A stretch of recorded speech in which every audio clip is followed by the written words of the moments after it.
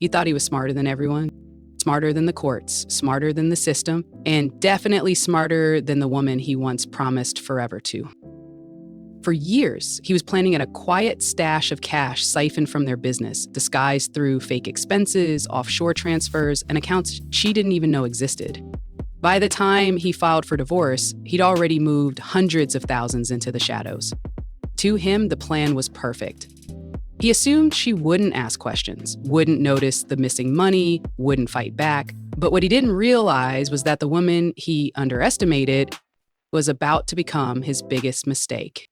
This is the story of how one woman uncovered a $400,000 0 cents hidden asset scheme without yelling, without threats, and without a single warning shot.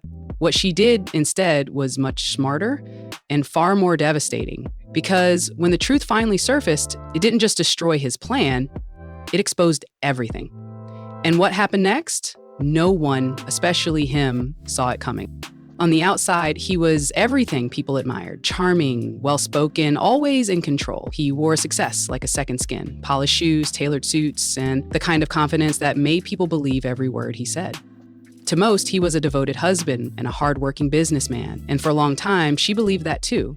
They met in their late 20s, full of ambition and shared dreams. When they started a small business together, it felt like the beginning of something real, not just love, but a partnership. He handled the finances, she handled the clients.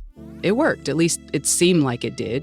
He always said things like, "Don't worry about the numbers, I've got it covered," and she trusted that. Why wouldn't she?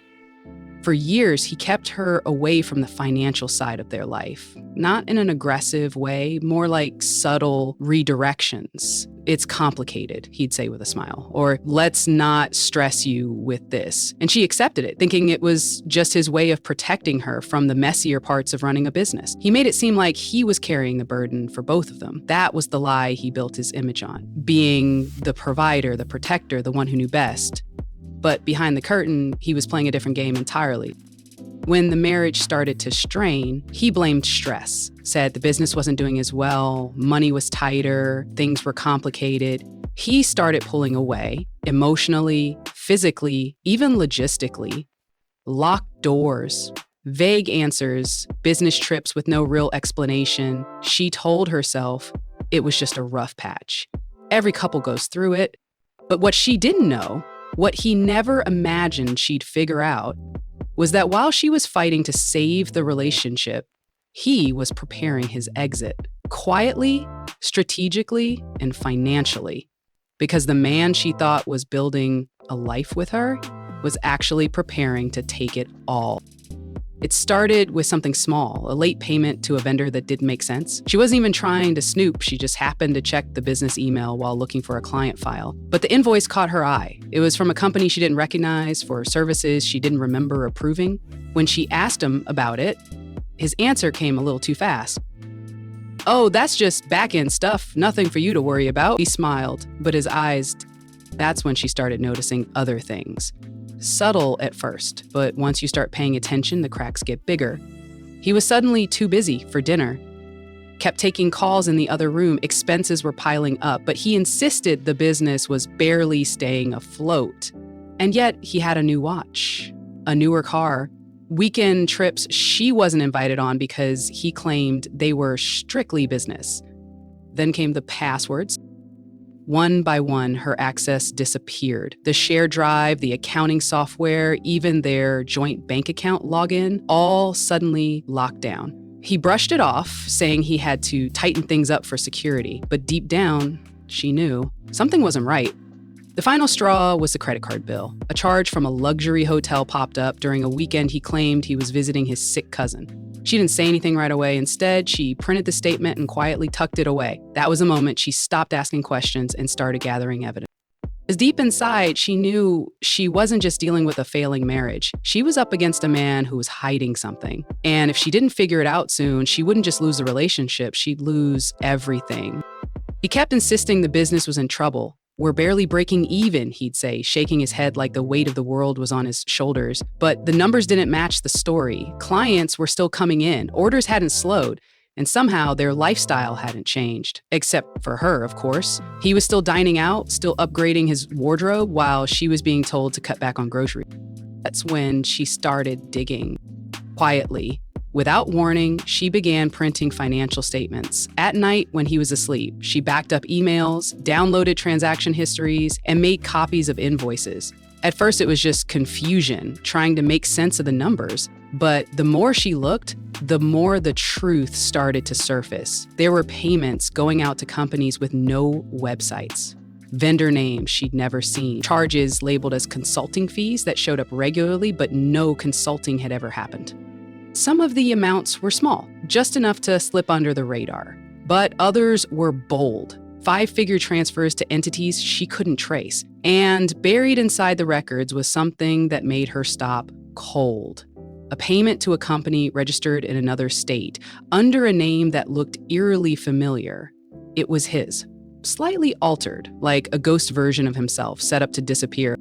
He had created fake vendors, dummy LLCs, and he'd been funneling money out slowly, methodically, right under her nose. It wasn't just 1 or 2 transactions, it was a pattern, a system, a long-term plan built on the assumption that she would never look too closely. But she was looking now. And she wasn't going to stop, because this wasn't just deception, it was theft. And if he thought she was going to be another quiet, naive ex-wife, he was about to learn just how wrong he was.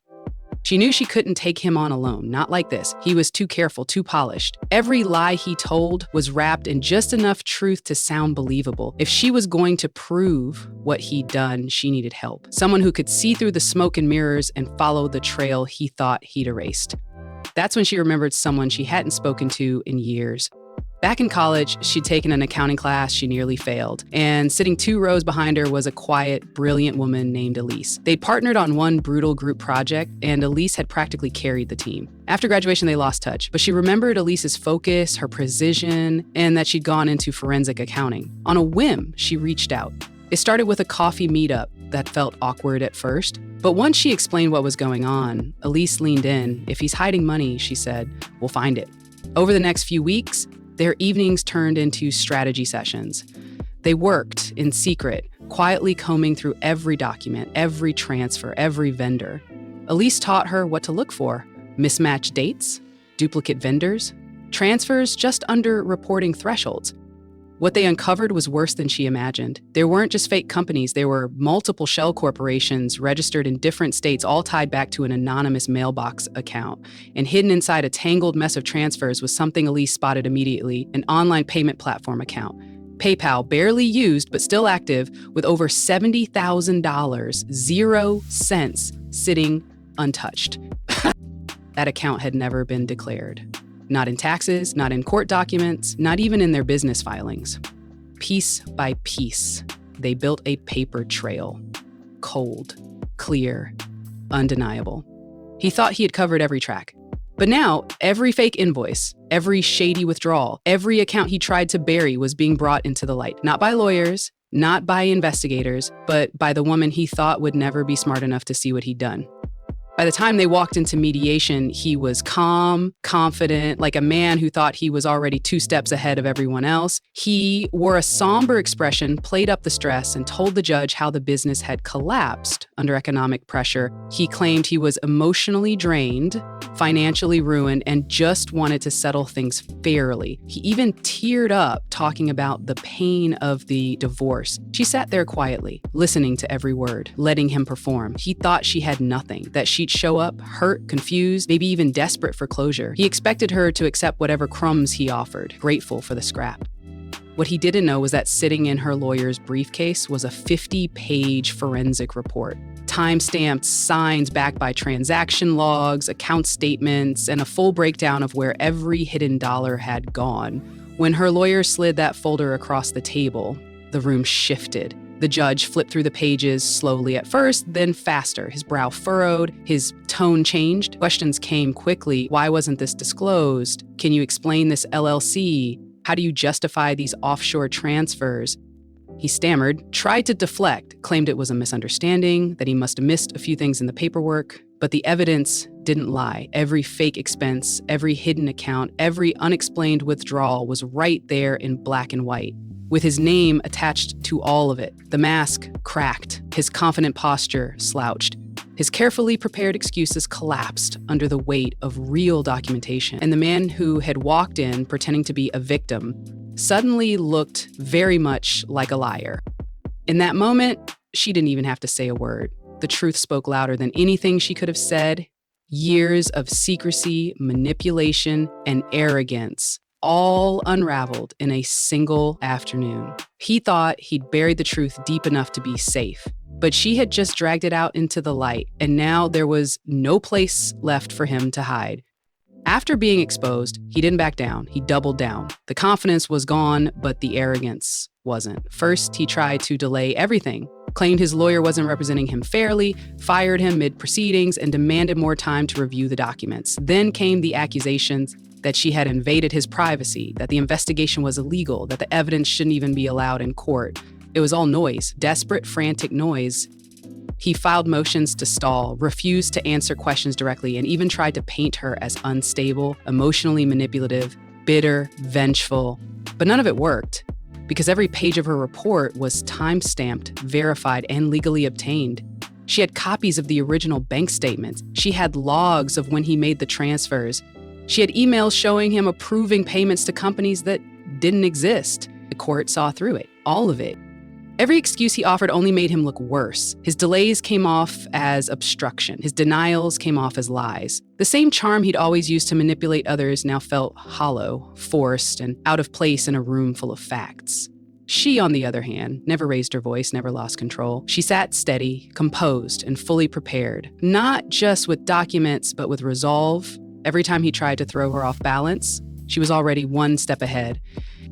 And slowly, the power shifted. The man who once controlled every aspect of their life, their money, their time, their future, was now at the mercy of the very system he tried to outsmart. And the woman he thought would stay silent, she was the one holding all the leverage.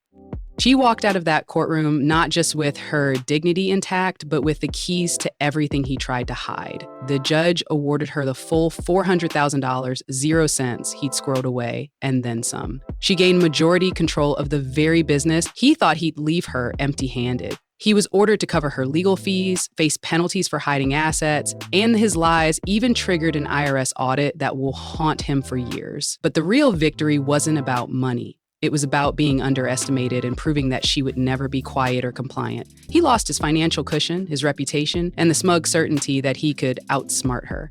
She, on the other hand, walked away with more than cash. She reclaimed her power, her peace of mind, and the unshakable proof that when someone tries to bury the truth, you bring in the light. In the end, he discovered that you don't gamble against a woman who refuses to lose, and that the biggest mistake he ever made was thinking she wouldn't fight back. She never set out for vengeance. She simply wanted what was rightfully hers. But in unearthing every hidden transaction, confronting every lie, and standing her ground in a room full of doubt, she showed that sometimes the quietest fight is the most powerful. He walked in confident he'd won before the papers were signed. She walked out knowing she'd reclaim not just her money, but her strength, her future, and her peace of mind. And if there's one thing to take away from her story, it's this: don't let anyone else write your ending. When the stakes are highest, the truth is your greatest weapon, and the woman who refuses to stay silent will always have the last word.